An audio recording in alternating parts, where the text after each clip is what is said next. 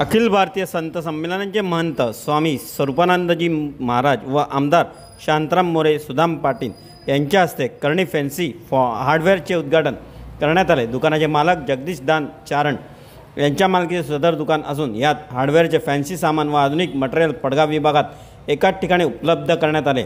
उद्घाटन प्रसंगी त्यांचे सहकुटुंब व मारवाडी समाज व स्थानिक व्यापारी बहुसंख्येने उपस्थित होते। सदर व्यावसायिक जगदीश दानचारण हा नवतरुण व्यापारी असून अधिकाधिक हार्डवेअरच्या अत्याधुनिक व फॅन्सी मटेरियल उपलब्ध करून या विभागातील ग्राहकांना अल्प दरात सेवा देण्याची ग्वाही देण्यात आली।